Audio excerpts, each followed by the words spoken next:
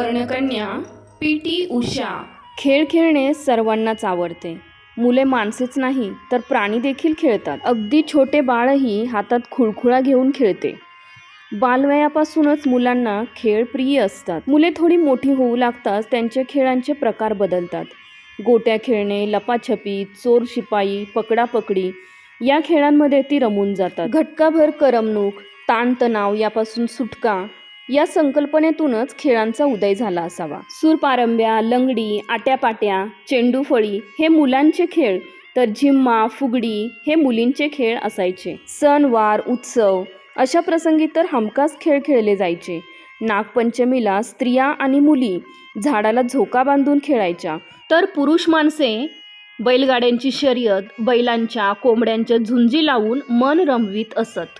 माणसाचे मन नेहमी नव्या गोष्टीकडे ओढ घेत असते. जुन्याचा कंटाळा आला की नवे काहीतरी शोधले जाते. खेळही त्याला अपवाद नाहीत. काळ बदलला तसे खेळांचे स्वरूपही बदलत गेले. नाविन्याचा ध्यास घेतलेल्या माणसाने अनेक नवे खेळ खेळायला सुरुवात केली. यातील काही खेळ निव्वळ करमणूक म्हणून खेळता येणारे, काही खेळ स्फूर्ती, प्रेरणा देणारे, काही खेळातून शक्ती, ताकदीचे प्रदर्शन होते, काही खेळ बुद्धीची चमक दाखविणारे, बुद्धीची कसोटी पाहणारे असतात, काही खेळ साहसी, धडाडी आणि चित्तथरारक असतात, काही चातुर्य, चपळता दाखविणारे असतात, काही खेळ तर प्राणांवर बेतणारेही असतात. अशा प्रकारच्या सर्व खेळांमधून करमणुकीबरोबरच माणसाच्या अंगातील ताकद, शक्ती, पराक्रम, शौर्य, धाडस, प्रसंगावधान, जिद्द आणि बुद्धीचा विकास अशा कितीतरी सुप्त गुणांचा विकास होण्यास मदतच होते. जगातील वेगवेगळ्या देशांमध्ये वेगवेगळे खेळ खेळले जातात. काही खेळ सर्वांनी मिळून खेळायचे असतात, तर काही एकट्याने खेळले जातात. काही खेळांचे संघ असतात.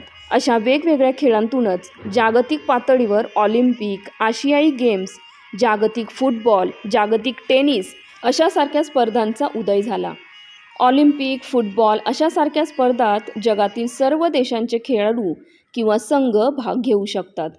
आशियाई गेम्स किंवा राष्ट्रकुल स्पर्धा या स्पर्धांमध्ये त्या प्रदेशातील खेळाडू संघ भाग घेत असतात. ऑलिम्पिक स्पर्धा या जगातील सर्वात मानाच्या स्पर्धा समजल्या जातात. यातील खेळात भाग घेऊन सर्वोच्च खेळ खेळणाऱ्या खेळाडूचे नाव जगभर गाजते. ज्या देशातील ते खेळाडू असतात त्या देशाचा तो गौरव समजला जातो. अशा खेळाडूंना ऑलिम्पिक वीर असेही म्हणतात. म्हणूनच अशा स्पर्धांत चमक दाखविणारे आणि आपल्या देशाचे नाव जगभर गाजविण्यासाठी खेळाडू जीवापाड मेहनत आणि सराव करत असतात. कबड्डी, खो खो, हॉकी, कुस्ती हे खेळ आपले भारतीय खेळ आहेत, तर फुटबॉल, टेनिस, क्रिकेट, बॅडमिंटन हे परदेशी खेळ आहेत. असे असले तरी आजच्या काळात कोणताही खेळाडू आपल्या आवडीचा कोणताही खेळ खेळून त्यामध्ये प्रावीण्य मिळवून अजिंक्यवीर होऊ शकतो. पोहणे, नेमबाजी, घोडेस्वारी, नौकायन, भालाफेक, वजन उचलणे, बॉक्सिंग, धावणे हे खेळसुद्धा जागतिक स्तरावर मान्यता पावलेले खेळ आहेत. आपल्या देशातील अनेक खेळाडू जागतिक स्पर्धांमध्ये भाग घेऊन अनेक खेळांमध्ये खेळून आपले आणि आपल्या देशाचे नाव उज्ज्वल केले आहे. खाशाबा जाधव यांनी सर्वप्रथम ऑलिम्पिक स्पर्धेत कुस्ती या प्रकारात ब्रांझ पदक पटकावून भारताचा तिरंगा जगाच्या मैदानावर मानाने फडकावला. जनगण मन या राष्ट्रगीताचे सूर आळविले होते. हॉकी या खेळात भारतीय संघाने अनेक वेळा ऑलिम्पिक सामन्यांमध्ये सुवर्ण पदकांची लयलूट केली होती.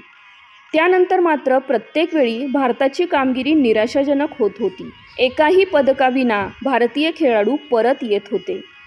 जागतिक पातळीवर असा आशा निराशेचा खेळ चालू असतानाच भारताची सुवर्णकन्या पी.टी. उषा हिने आशियाई स्पर्धेत एक नव्हे तर तब्बल 4 सुवर्णपदके पटकावून जगात भारताचा शान आणि मान वाढविण्याची सुवर्ण संधी साधली. ऑलिम्पिक स्पर्धेत तिचे पदक अगदी थोडक्यात हुकले. एकूण धावपटून ती 4थी आली, तरी देखील तिच्या या कामगिरीचे महत्त्व तसूभरही कमी होत नाही. अनेक वर्षांच्या तपश्चर्येनंतर ऑलिम्पिक खेळात चमकणारी ती पहिलीच महिला होती. उषाचे नाव ज्या खेळामुळे जगभर गाजले तो खेळ म्हणजे धावणे. अशी ही भारताची सुवर्णकन्या पी.टी. उषा हिने या खेळात जगन्मान्यता मिळवण्यासाठी कसे प्रयत्न केले, कशी मेहनत घेतली, कसा सराव केला, ती कशी घडत गेली याबद्दल अनेकांच्या मनात कुतूहलाच्या भावना असतात. खेळाडू हे आपले असतात. आता आपण जरासे डोकावून पाहूयात उषाच्या जीवनामध्ये. कौटुंबिक पार्श्वभूमी. खडकाळ जमिनीत परिश्रमाने पाणी शिंपून मोत्याचे पीक काढणाऱ्या शेतकऱ्याचे सर्वजण कौतुकच करतात. स्त्री असूनही प्रतिकूल वातावरणात जगातील सर्वोच्च एव्हरेस्ट शिखर सर करणाऱ्या बचेंद्री पाल आणि कृष्णा नामक मराठी मुलीचे कर्तृत्व सुवर्ण अक्षरांनी लिहिले जाते. तशाच प्रकारे कोणतीही कौटुंबिक पार्श्वभूमी नसताना प्रतिकूल परिस्थितीत कडवी मेहनत चिकाटी दाखवून जागतिक खेळात अजिंक्यपदाच्या शर्यतीत उषा ही भारताच्याच नव्हे तर जगाच्या प्रशंसेस पात्र ठरली. पी.टी. उषा हिने खेळाच्या क्षेत्रात आपले आणि देशाचे नाव भाग्यवंत कीर्तिवंत केले. पी.टी. उषाचे पूर्ण नाव पिलावुलाकंडी थेकफेरपरॉबिल उषा. या नावाचे लघुरूप म्हणजे पी.टी. उषा. याच नावाने ती खेळ जगतात, आपल्या देशात आणि परदेशातही ओळखली जाते. उषाचा जन्म 27 जून 1964 रोजी केरळ राज्यातील कोझिकोड नावाच्या एका लहानशा गावात झाला. तिच्या वडिलांचे नाव पायथल आणि मातेचे नाव लक्ष्मी असे होते. उषाचे लहानपण इतर सर्वसामान्य मुलींप्रमाणेच होते. घरची परिस्थितीही सर्वसामान्य कुटुंबांप्रमाणेच होती. आवडत्या खेळाच्या साधनांसाठी, प्रशिक्षणासाठी खर्च करता येईल असे घरातील वातावरण नव्हतेच. आपल्या मुलीने कोणत्या तरी खेळात प्रावीण्य मिळवून कीर्ती मिळवावी असेही कोणाच्या ध्यानीमनी नव्हते. घरातील पार्श्वभूमीही खेळाला उपयुक्त असावी असे नव्हते. कुटुंबातील कोणी खेळाडू म्हणून नाव कमावले आहे असाही इतिहास नव्हता. त्यामुळे लहानपणापासूनच कोणीतरी उत्तेजन, मार्गदर्शन केले असेही घडले नव्हते. खुद्द उषाच्या मनातही आपण कोणीतरी महान खेळाडू व्हावे असे कधी आले नव्हते. चालले तर चालू द्या अशा प्रकारे ही उषा घडत गेली. लहानपणापासूनच उषाची प्रकृती तशी निरोगी आणि थोराड बांध्याची होती. शाळेत असताना ती धावायची, परंतु त्या धावण्याला ना मोजमाप होते ना कुठले नियम होते. बस धावावेसे वाटले की उषा धावायची. असे करत करत उषा 7व्या इयत्तेत पोचली. तिचा धावण्याचा, पळण्याचा खेळही सुरूच होता.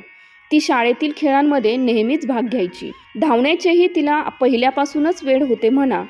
धावणे हा तिचा बालपणापासूनचा छंदच होता.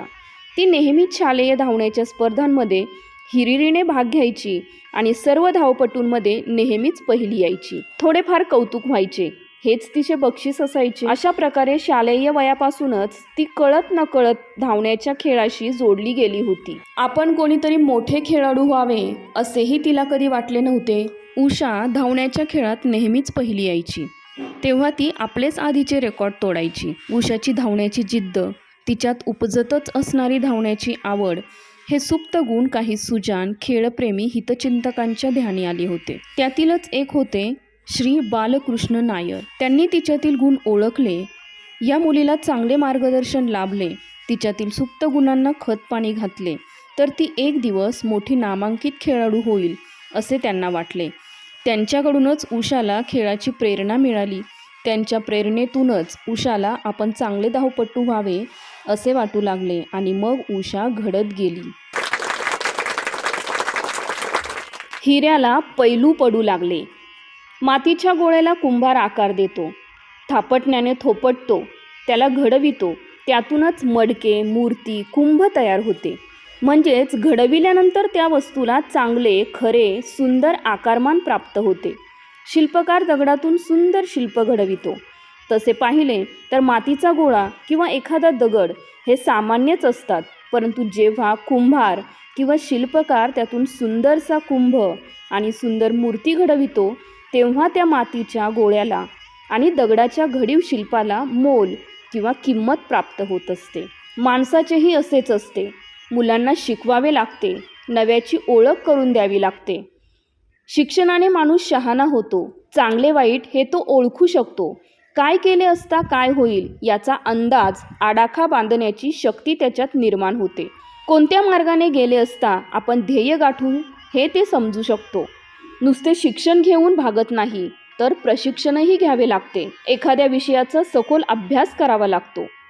त्यातील बारीक सारीक खाचा खोचा माहीत करून घ्याव्या लागतात. प्रशिक्षणाने एखाद्याच्या अंगातील सुप्त गुणांचा विकास होत जातो. त्या विषयात त्या कार्यात कसब नैपुण्य तो प्राप्त करू शकतो. म्हणूनच प्रशिक्षण महत्त्वाचे असते. कोणतीही गोष्ट एकदम साध्य होत नाहीच. त्यासाठी कष्ट मेहनत परिश्रम घ्यावेच लागतात. सराव करावाच लागतो. गायकाला सतत रियाज करावा लागतो. कुस्तीगिराला नेहमी व्यायाम करावा लागतो. सायकलिंग करणाऱ्याला दररोज सायकलिंग करावे लागते. अशा प्रकारे सर्वच कार्यात म्हणा किंवा खेळात म्हणा सराव हा करावाच लागतो. आपली शारीरिक मानसिक ताकद वाढवावी लागते. संयम प्रसंगावधान साहस दूरदृष्टी या गुणांची जोपासना करावी लागते. उषा वेगाने धावू शकत होती, परंतु नियम काटेकोरपणा वेळ या सर्व गोष्टी लक्षात ठेवून लक्ष्यापर्यंत कसे पोहोचावे याचे शिक्षण किंवा प्रशिक्षण घेणे हे हिताचे आणि जरुरीचेही होते. हिऱ्यालाही पैलू पाडावे लागतात, तेव्हाच त्याची गुणवत्ता आणि तेज समजून येत असते. उषा 7वी इयत्तेपर्यंत शालेय स्पर्धात भाग घेऊन पहिला नंबर पटकावित होती. परंतु धावण्याच्या खेळात प्रगती करायची असेल, राष्ट्रीय आंतरराष्ट्रीय पातळीवर खेळायची असेल तर प्रशिक्षण घ्यावेच लागणार होते. नियमांची काटेकोर माहिती करून घ्यावी लागणार होती. उषा तर आजपर्यंत केवळ धावण्याची आवड म्हणूनच धावत होती. तिला खेळाचे बारकावे नियम यांची शास्त्रशुद्ध माहिती घेणे महत्त्वाचे आणि जरुरीचे होते. उषा 7वीतून बाहेर पडली आणि त्याच वेळी केरळ सरकारने खेळाची शास्त्रशुद्ध शिक्षण देणारी एक शाळा उघडली. ही तर जणू सुवर्णसंधीच असे वाटून उषाने त्या शाळेमध्ये प्रवेश घेतला. या ठिकाणी तिला श्री नंबियार नावाचे मार्गदर्शक लाभले. नंबियार सरांनी थोड्याच दिवसात उषाचे सुप्त गुण ओळखले. ही मुलगी म्हणजे हिरा आहे हे त्यांनी जाणले. या मुलीला योग्य ते मार्गदर्शन मिळाले तर ती खेळाच्या जगात चमकल्याशिवाय राहणार नाही हे त्यांनी हेरले आणि मग सुरू झाले उषाला प्रशिक्षण देण्याचे काम, हिऱ्याला पैलू पाडण्याचे काम. कठोर परिश्रम. उमद्या घोड्याचे गुण सौदागरालाच समजतात. हिऱ्याचे मोल रत्नपारखीच ओळखू शकतो. विद्यार्थ्याचे सुप्त गुण गुरुलाच कळतात. तशाच प्रकारे शालेय जीवनातील अंगाने हडकुळी परंतु सडसडीत बांध्याची उषा तिच्यातील वेगाने धावण्याची क्षमता नंबियार सरांनी ओळखली होती. उषाच्या शाळेत वार्षिक क्रीडा स्पर्धेच्या पारितोषिक वितरण समारंभात उषा त्यांना प्रथम भेटली. शालेय जीवनातील तिच्या कामगिरीने नंबियार सर खूपच प्रभावित झाले होते. ती सर्वोत्कृष्ट धावपटू होईल हे त्यांनी जाणले होते. अशा प्रकारे उषाने शालेय जीवनातच जाणत्या लोकांचे लक्ष वेधून घेतले होते. त्यांच्या मार्गदर्शनानुसारच उषाने प्रशिक्षण घ्यायला सुरुवात केली. या प्रशिक्षणाच्या वेळेपासूनच उषाच्या अंगी असलेले अनेक गुण त्यांच्या जाणत्या नजरेने टिपले होते. या मुलीला योग्य प्रकारे घडविली तर धावपटूंच्या जगतात इतिहास घडवेल हे त्यांच्या लक्षात आले होते. गुणग्राहक गुरु नेहमी चांगल्या शिष्यांच्या शोधातच असतात. नंबियार सर गुणग्राहक होते तर उषा चांगली शिष्या होती. नंबियार सर तिचे गुरु झाले ते उषाच्या घराजवळच राहणारे होते. त्यामुळे तिच्या प्रशिक्षणाकडे त्यांना विशेष लक्ष देता येत होते. जे जे शिकविल ते पटकन आणि विनयाने ग्रहण करणारा आत्मसात करणारा शिष्य गुरुचा आवडता तर होतोच, परंतु अशा शिष्याला घडविण्यात गुरुलाही आनंद वाटत असतो. उषा आणि नंबियार सर ही गुरु शिष्याची जोडी जणू योगायोगानेच एकमेकांना भेटली होती. नांबियार सरांच्या प्रोत्साहनाने आणि त्यांच्या मार्गदर्शनाखाली उषा धावपटू होण्याचे धडे गिरवू लागली. वेगवान धावपटू होण्यासाठी कोणकोणत्या क्षमतांचा विकास करावा लागतो, आहार विहार कसा असावा, सराव कसा आणि कोणता करावा हे सर्व उषाने आत्मसात केले. राष्ट्रीय आणि आंतरराष्ट्रीय पातळीवर आपल्या खेळाचे प्रदर्शन कसे करावे, खेळाचे नियम कोणकोणते असतात, अंगी खिलाडू वृत्ती कशी बाणवावी, नियमांचे काटेकोर पालन कसे करावे इत्यादी सर्व गोष्टी उषा शिकली. आपल्या अंगी असलेल्या सुप्त गुणांचा विकास उषाने फार मोठ्या परिश्रमाने घडवून आणला होता. नंबियार सरांनी उषाच्या प्रशिक्षणाकडे विशेष आस्थेने लक्ष दिले. त्यांनी केलेले परिश्रम वाया गेले नाहीत. त्यांच्या मार्गदर्शनामुळेच उषाचा धावण्याचा वेग चकित करणारा झाला होता. उषाने शालेय शिक्षण संपवून महाविद्यालयात प्रवेश केला. त्यावेळी नंबियार सर तिला प्रशिक्षक म्हणून होते आणि मार्गदर्शनही करीत होते. महाविद्यालयीन जीवनात उषाने आपला सराव अधिक वाढविला. अर्जुनाला जसा नेमबाजीत झाडावरील पक्ष्याचा फक्त डोळाच दिसत होता, त्या मातीच्या पक्ष्याचा डोळा आपल्या अचूक नेमबाजीने फोडायचा हेच त्याचे लक्ष होते. तशाच प्रकारे उषाने आपले सर्व लक्ष वेगवान धावपटू होण्याकडेच केंद्रित केले होते. आळस न करता ती वेळेवर सराव करीत होती. कालच्यापेक्षा आज अधिक वेगाने धावून आपलाच कालचा विक्रम आज मोडत होती. अशा रीतीने उषाने आपल्या खेळाचा पाया भक्कम करून ती मैदानात उतरली. पाया मजबूत असल्याशिवाय त्यावर भक्कम इमारत उभी राहू शकत नाही. मुळे जमिनीत खोलवर गेल्याशिवाय झाडाला पक्का आधार मिळत नाही. ज्याचा पाया मजबूत नसतो त्या इमारतीला ढासळायला वेळ लागत नाही. ज्या वृक्षाची मुळे उथळ जमिनीवरच पसरली गेली तो वृक्ष वाऱ्या वादळात उन्मळून पडायला वेळ लागत नाही. केवळ पोपटपंचीस करून कोणालाही विद्वान होता येत नाही. म्हणूनच कोणत्याही गोष्टीचा सखोल अभ्यास, सराव, अनुभव घेतल्याशिवाय कोणाला यश मिळत नाही. उषाने आपल्या खेळाचा पाया मजबूत केला. कठोर परिश्रम, मेहनत, सराव करूनच ती एक वेगवान धावपटू होण्याचे आपले ध्येय गाठण्यासाठी सिद्ध झाली होती. दिल्ली एशियाड. लहानपणी मुलांना कोणी प्रश्न विचारित की मोठेपणी तू कोण होणार?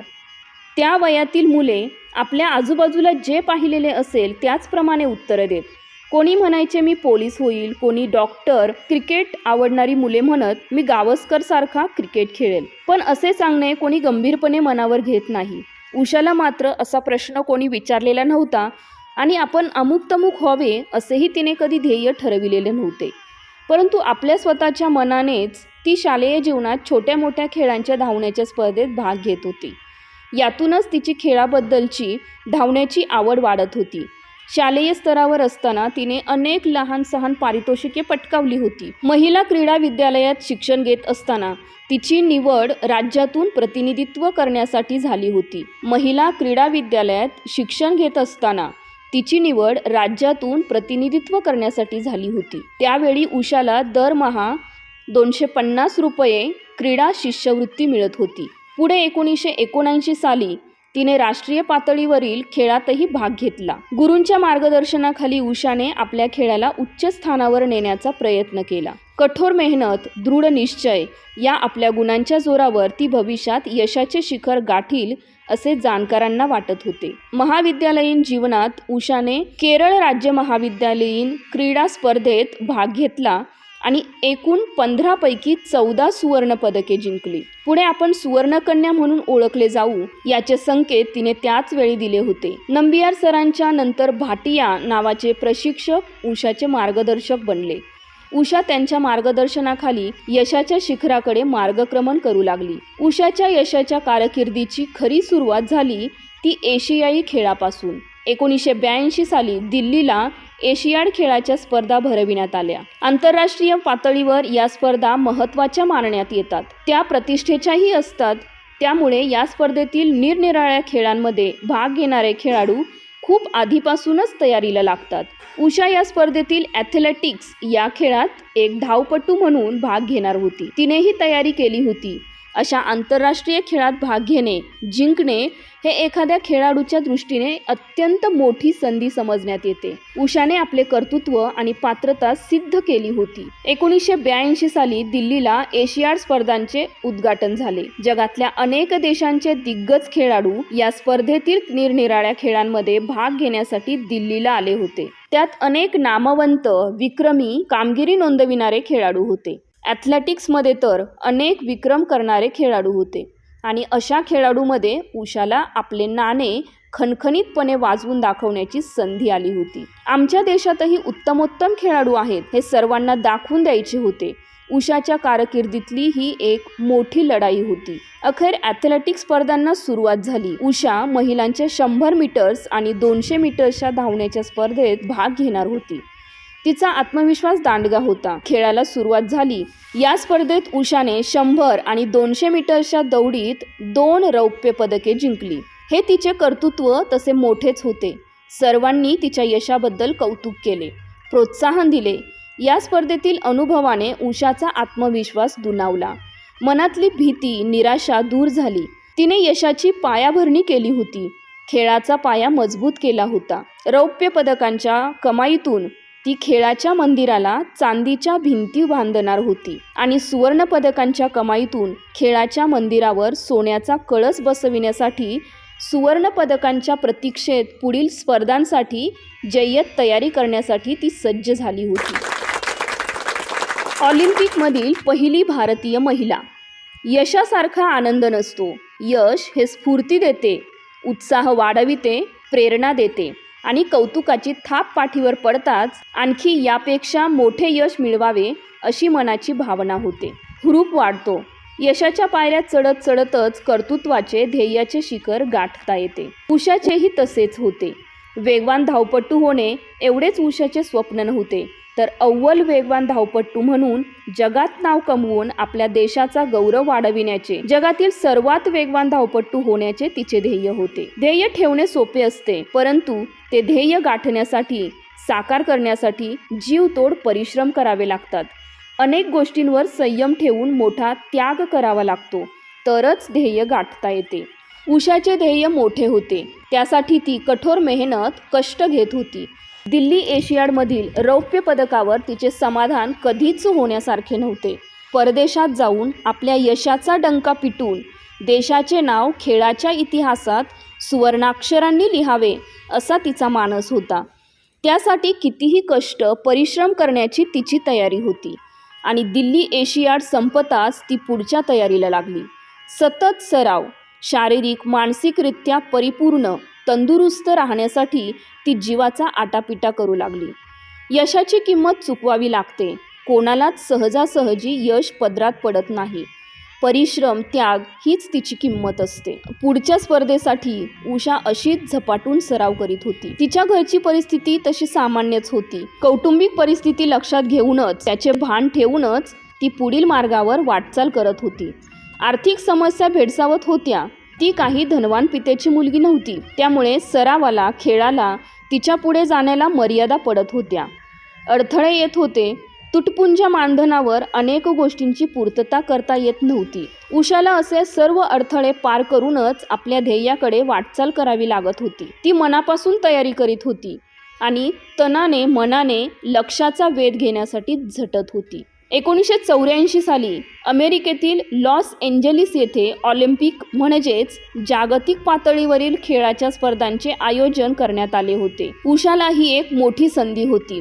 ऑलिम्पिक स्पर्धांमध्ये भाग घेणे, खेळणे आणि त्याहीपेक्षा तेथे एखादे पदक जिंकणे हे स्वप्नवत वाटण्यासारखे होते. तोपर्यंत अशा ऑलिम्पिक स्पर्धांपर्यंत कोणतीही भारतीय महिला पोहोचली नव्हती. तिथपर्यंत मजल मारणे एकाही भारतीय महिलेला तोपर्यंत शक्य झालेले नव्हते. त्या स्पर्धांमध्ये भाग घेण्यासाठी, खेळण्यासाठी आधी आपली पात्रता सिद्ध करावी लागते. त्याशिवाय तेथे प्रवेश करता येतच नाही. उषाने ही सर्व आव्हाने पेलली. तिने आपली पात्रता, गुणवत्ता सिद्ध केली. ऑलिम्पिक स्पर्धांपर्यंत पोहोचणारी ती प्रथम भारतीय महिला ठरली.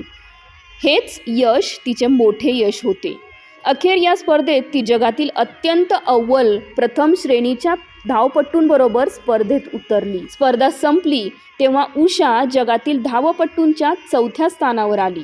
4थे स्थान जिंकणे हे तिचे खूप मोठे यश होते. ती जगातील 4थी वेगवान धावपटू म्हणून उदयाला आली. या तिच्या यशाचे सर्वांनी कौतुक केले. भारतीय महिला ऑलिम्पिक स्पर्धेत असे यश मिळवते हीच मोठी आनंदाची पर्वणी ठरली होती. भारताची सुवर्णकन्या. जिंकणे हरणे ही खेळाची रीत असते. कोणीतरी हरल्याशिवाय कोणी जिंकत नसतो. काही खेळांमध्ये जिंकणे आणि हरणे यात फारसे अंतर नसते, तरीसुद्धा त्याचे नियम ठरलेले असतात. त्या नियमानुसारच हार जीत ठरत असते. उषा यशाच्या शिखराजवळील अंतिम रेषेवर पोहोचली होती. एक पाय शिखरावर तर दुसरा पाय खाली, अशी उषाची स्थिती होती. खाली असलेला पाय क्षणात उचलून वर ठेवला असता तर उषा ऑलिम्पिक जिंकली असती. परंतु अगदी कणभर अंतराने किंवा वेळाने तिला यशाने हुलकावणी दिली होती. तरीसुद्धा ऑलिम्पिक स्पर्धेत चौथे स्थान जिंकणारी उषा जगाच्या कौतुकाचा विषय ठरली होती. जगातील एक वेगवान धावपटू म्हणून तिला मानाचे स्थान मिळाले होते. खरा खेळाडू यशाने हुरळून जात नाही तर अपयशाने खचतही नाही. उषा तशीच होती. यापुढील जागतिक स्पर्धांमध्ये चमकण्यासाठी ती कामाला लागली होती. जिगरबाज खेळाडूला यश आपल्याकडे येण्यासाठी खुणावत असते. उषा जिगरबाज होती, जिद्दी आणि उत्साही होती. यशाने हुरळून जाणारी नव्हती, ती महत्त्वाकांक्षी होती. ऑलिम्पिक स्पर्धा गाजविली, आता पुरे झाले असे म्हणणारी नव्हती. तिला स्वतःसाठी आणि देशाचे नाव जगात उज्ज्वल करण्यासाठी खेळायचे होते. आशियाई किंवा एशियाड स्पर्धा याही ऑलिम्पिक नंतर जागतिक दर्जाच्या मानाच्या स्पर्धा असतात. 4 वर्षांतून एकदा त्या आशियाई देशांतील एखाद्या ठिकाणी खेळविल्या जातात. या जागतिक दर्जाच्या स्पर्धेत उतरण्यासाठी, भाग घेण्यासाठी खेळाडूंना किंवा त्यांच्या संघांना आपली पात्रता सिद्ध करावी लागते. उषाने मागील दिल्ली एशियाडमध्ये धावण्याच्या स्पर्धेत 2 रौप्य पदके मिळवून देशाचा गौरव वाढविला होता. 1986 मध्ये सेऊल येथे एशियाड स्पर्धांचे आयोजन करण्यात आले होते. भारताचे प्रतिनिधित्व उषा करणार होती. या स्पर्धेत खेळण्यासाठी तिने जोरदार तयारी केली होती. काही झाले, कितीही कष्ट पडले तरी सुवर्ण पदक जिंकायचेच अशा जिद्दीने स्पर्धेत उतरायचे असे तिने मनाशी पक्के केले होते. अखेर वेगवेगळ्या प्रकारच्या स्पर्धांमध्ये उषा जीवतोड धावली आणि तिने एकच नव्हे तर वेगवेगळ्या प्रकारच्या स्पर्धांमधील 4 सुवर्ण पदके पटकावली. उषा भारताची सुवर्णकन्या म्हणून उदयास आली. त्याआधीच्या 1985 मध्ये इंडोनेशियातील जाकार्ता येथे झालेल्या स्पर्धांमध्ये उषाने तब्बल 6 पदके जिंकून विक्रमच केला होता. अशा प्रकारे एकाच वेळी एवढी पदके मिळविणारी ती भारताची एक सुवर्णकन्या म्हणून जागतिक खेळाच्या इतिहासात अजरामर झाली. पदकांची लयलूट. जगातील एक अव्वल धावपटू होण्याचे ध्येय उषाने गाठले होते. यशाच्या शिखरावर ती पोहोचली होती. शिखरावर पोहोचल्यावर आणखी कोणती कामगिरी पार पाडावी असा प्रश्न पडतो. परंतु अशा यशाची उत्तुंग कामगिरी केलेल्या खेळाडूकडून क्रीडाप्रेमींच्या अपेक्षा आणखी वाढलेल्या असतात. परंतु तशीच कामगिरी त्या खेळाडूकडून पुन्हा पार पाडली जाईल याची शाश्वती नसते. त्यामुळे कधीकधी क्रीडाप्रेमींचा अपेक्षाभंग होऊन त्या खेळाडूला रोषाचे धनी व्हावे लागते. उषासारख्या एका महिलेने क्रीडा क्षेत्रात पूर्वी कोणी केली नाही अशी अजोड कामगिरी केली होती आणि म्हणूनच भारताची सुवर्णकन्या असे गौरवपूर्ण नामाभिधान तिला प्राप्त झाले होते. एखाद्यामध्ये अनेक क्षमतांचा एकत्रित संगम झाला असता यश मिळविण्यात फारशा अडचणी येत नाहीत. काही क्रीडा प्रकार किंवा खेळ हे शारीरिक क्षमतेच्या आधारावरच खेळले जातात. धावण्यासाठीही शरीर पुरेसे सक्षम असावे लागते. वाढत्या वयाचा शारीरिक क्षमतेवर परिणाम होतो. तशाच प्रकारे उषाही पूर्वीपेक्षा वयाने वाढली होती. तिच्या या वाढत्या वयाचा खेळावर परिणाम होत होता नव्हे तसा तो जाणवत होता. 1988 मध्ये झालेल्या ऑलिम्पिक स्पर्धेत उषाची कामगिरी निराशाजनक झाली. त्यामुळे क्रीडाप्रेमींनी तिच्यावरचा आपला रोष प्रकट केला होता. उषालाही आपल्या वयाची जाणीव झाली होती. तरीही ती जिद्दीने खेळत होती. यशाने तिला आकाश ठेंगणे वाटत नव्हते की क्रीडाप्रेमींनी रोष प्रकट करताच ती खचून गेली नव्हती. तिचे सर्व लक्ष आपल्या खेळाकडेच होते. बीजिंग येथे झालेल्या आशियाई क्रीडा स्पर्धांत उषाने केवळ 1 रौप्य पदक मिळविले होते. 1989च्या एशियन ट्रॅक अँड फील्डमध्ये उषाने आपले खेळातील कौशल्य पुन्हा प्रकट केले होते. या स्पर्धेत तिने 4 सुवर्ण आणि 1 रौप्य पदक जिंकून पुन्हा आपल्या यशात मानाचा तुरा खोचला होता. असे सर्व चालले असताना उषाच्या वैयक्तिक जीवनातही काही घडामोडी घडत होत्या. उषाने व्ही श्रीनिवासन नावाच्या तरुणाशी विवाह केला. विवाहामुळे उषा काही काळ खेळापासून दूर झाली. नंतर उषाने एका मुलाला जन्म दिला. मुलाचे संगोपन, कौटुंबिक जबाबदारी यामध्ये उषा रमून गेली. परंतु काही काळानंतर तिच्यातली खेळाडू उषा जागृत झाली. खेळाचे मैदान तिला खुणावू लागले आणि उषा पुन्हा मैदानात उतरली, सराव करू लागली. तिच्यातली जिंकण्याची भावना, वृत्ती अजूनही ताजीतवानी होती. लवकरच जपानमधील हिरोशिमा येथील स्पर्धेत तिला आपल्या खेळातील कौशल्य दाखविण्याची, अजमाविण्याची संधी मिळाली. येथील स्पर्धेत तिने 400 मीटर धावण्याच्या शर्यतीतील रौप्य पदक जिंकले. त्यामुळे उषाचा आत्मविश्वास आणखी वाढला. त्यानंतर जपानमधीलच फुकुओका एशियाई स्पर्धेत तिने 4 पदके जिंकली. हे तिचे खेळातील कसब, चापल्य पाहून नवे खेळाडू चकित झाले. येथील खेळात तिने 400 मीटर शर्यतीतील 1 सुवर्ण, 400 मीटर धावण्याच्या शर्यतीतील 1 रौप्य, तर 200 आणि 400 मीटर धावण्याच्या स्पर्धेत प्रत्येकी 1 ब्रांझ पदक जिंकले होते. उषाच्या अशा अतुलनीय खेळातून ती भारताची खरीखुरी गोल्डन गर्ल आहे हे पुन्हा पुन्हा सिद्ध होत होते. जीवनातील चढ उतार. वृक्षवेलींना बहर येतो, मोहर येतो, फुलाफळांनी ते डवरून जातात. वृक्षवेलींचे असे बहरणे आणि फुले फळे अंगाखांद्यावर मिरवून सर्वांना आनंदित करणे असे बराच काळ चालते. परंतु एक वेळ अशी येते, वृक्षवेलींचे असे बहरणे आणि फुलणे थांबते, त्यांचे कार्य थांबते. माणसाचेही तसेच असते. जोपर्यंत तारुण्य असते, जोम असतो, चिकाटी, उत्साह, रग, शक्ती असते, तोपर्यंतच माणूस कठोर मेहनतीची, धाडसाची, साहसाची कामे पार पाडतो. वाढत्या वयाचा परिणाम होऊ लागताच त्याचा माणसाच्या कार्यशक्तीवर, कामावरही दुष्परिणाम होऊ लागतो. उषालाही आपल्या वाढत्या वयाची जाणीव झाली होती. वयाचा परिणाम तिच्या खेळावर होऊ लागला होता. जीवनात जे ध्येय गाठायचे होते ते तिने गाठले होते. भारताची महान धावपटू म्हणून तिने जागतिक खेळाच्या इतिहासात आपले नाव सुवर्णाक्षरांनी कोरले होते. त्यामुळे आता तेथेच थांबावे असा निर्णय तिने घेतला. खेळाच्या दुनियेतून निवृत्त होत असल्याचे तिने जाहीर केले. उषाची खेळाची कारकीर्द 1977 पासून सुरू झाली. गेली 20 वर्षे ती धावत होती. मधील काही वर्षे तिने खेळ थांबविला होता. इसवी सन 2000 साली ती खेळाच्या क्षेत्रातून निवृत्त झाली. उषाने आशियाई स्पर्धातील सर्वच स्पर्धांमध्ये भाग घेतला होता. या सर्व स्पर्धात तिने नवे विक्रम करण्याची किमया केली आहे. तिने अनेक स्पर्धांत सर्वश्रेष्ठ कामगिरी केली आहे. या तिच्या यशातून, सफलतेतून तिच्या अंगचे मेहनत, जिद्द, खेळाबद्दलची तळमळ, देशप्रेम हे गुण दिसून येतात. एवढे मोठे यश, सफलता मिळवून सुद्धा तिने कधी गर्व केला नाही. तिचे पाय नेहमी जमिनीवर राहिले. ती सर्वांशी नम्रतेने, हसतमुखाने, प्रेमाने बोलत आणि वागत असे. मधल्या काही काळात उषाने खेळातून निवृत्ती घेतली होती आणि पुन्हा ती मैदानात उतरली होती. तिने आंतरराष्ट्रीय पातळीवरची अनेक पदके जिंकली, परंतु ऑलिम्पिक पदक तिच्या हातून अगदी थोडक्यात हुकले होते. तिला खेळात जे हवे होते ते तिने जिद्दीने मिळविले होते. फक्त ऑलिम्पिक पदक मिळवावे या सुप्त हेतूने ती पुन्हा खेळण्यासाठी सिद्ध झाली होती. परंतु उषाची ऑलिम्पिक पदक मिळविण्याची इच्छा पूर्ण झाली नाही याची खंत तिला नेहमीच वाटते. उषा परत आली तेव्हा तिची खेळण्याची इच्छा जबरदस्त होती, परंतु तिचे वजन वाढले होते, वय सुद्धा वाढले होते. ती एका मुलाची माता बनली होती. सराव थांबला होता. पुन्हा सर्व गोष्टी नव्याने करताना तिची शारीरिक क्षमता कमी पडत होती. तरीही तिने पुनरागमनानंतर अनेक पदके मिळविली होती. हे आश्चर्यच होते.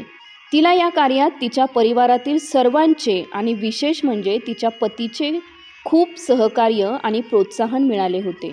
परत आल्यानंतर तिच्या प्रशिक्षकांनी तिला आपल्या खेळाचे तंत्र बदलण्यास सांगितले, परंतु मध्येच असे तंत्र बदलणे लाभदायक होत नाही. अचानक केलेला बदल खेळाडूला मानवत नाही. उषाचे असेच झाले.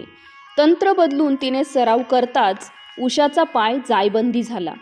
त्यामुळे तिच्या इच्छेवर पाणी फिरले. ऑलिम्पिक पदक जिंकण्याचे स्वप्न दूर गेले. तरीही उषाने आपली जिद्द, उत्साह कायम ठेवला. दुखावलेल्या पायाच्या घोट्यावर उपचार करून ती पुन्हा खेळायला लागली, परंतु दुखावलेला घोटा मनाप्रमाणे साथ देत नव्हता. त्यामुळे इच्छा असूनही उषाच्या धावण्यावर परिणाम झालाच. एखाद्या जखमी खेळाडूचे होते तशीच उषाची गत झाली. तिला नाईलाजाने काही स्पर्धांमध्ये भाग घेता आला नाही. उपचार करूनही ती पुन्हा पूर्वीसारखी खेळू शकणार नव्हती. उषाचे स्कूल ऑफ ॲथलेटिक्स. प्रत्येकजण आपली शारीरिक क्षमता ओळखतो. आपण हे काम करू किंवा नाही ते त्याला व्यवस्थितपणे कळत असते. मनाचा उत्साह कितीही असला तरी शरीराची साथ असल्याशिवाय माणसाच्या हातून कार्य घडत नसते. एखाद्या काडी पहिलवानाने एखाद्या कसलेल्या कुस्तीगीराला कुस्तीचे आव्हान करून चारी मुंड्या चित झाल्यावर लोक त्याला हसतातच, त्याची टर उडवितात. खेळाडूचेही तसेच असते. जोपर्यंत आपली क्षमता असते, शरीर आणि मन खंबीर असते, तोपर्यंतच खेळत राहावे. परंतु जेव्हा शारीरिक दुर्बलतेने तो मागे पडू लागतो, तेव्हा त्याने खेळातून किंवा त्या क्षेत्रातून निवृत्त होणे हेच शहाणपणाचे मानले जाते. उषाने आपले पुढील भविष्य ओळखले होते. बळजबरीने खेळत राहून सुमार कामगिरी करण्यापेक्षा निवृत्त होणे हे आत्मसन्मानाचे असते हे तिने जाणले. उषा आत्मसन्मानाने खेळातून निवृत्त झाली. उषाच्या अनुभवानुसार ती म्हणते की आपल्या देशात चांगल्या खेळाडूंची अजिबात कमतरता नाही.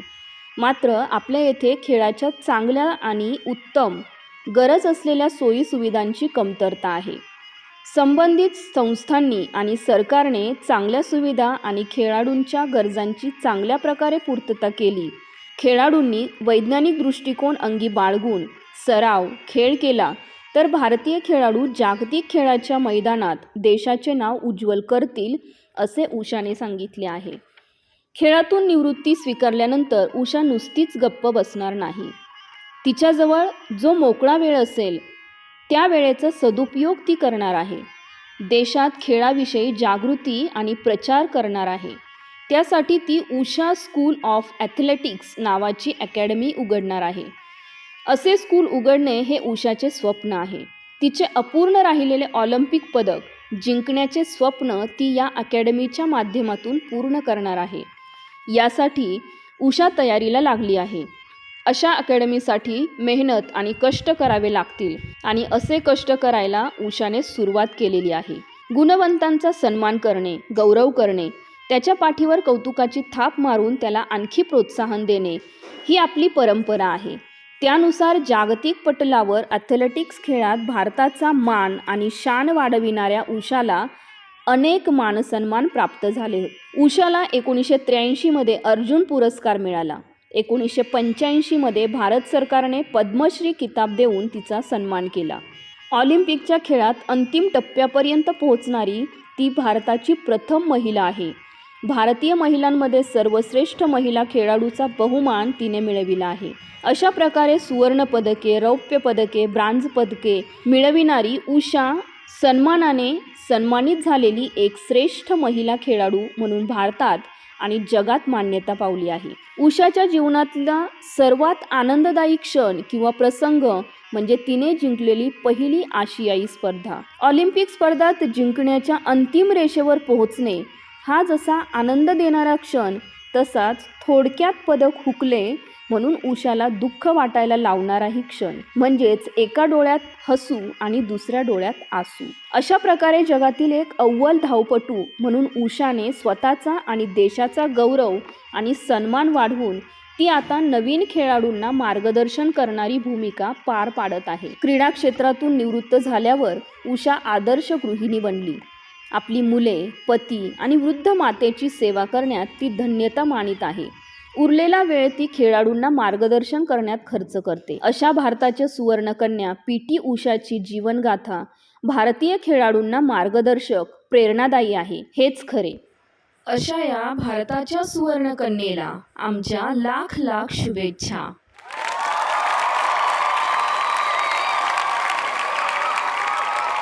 चला तर पुन्हा भेटूयात आपल्या पुढच्या व्हिडिओमध्ये. तोपर्यंत नमस्कार.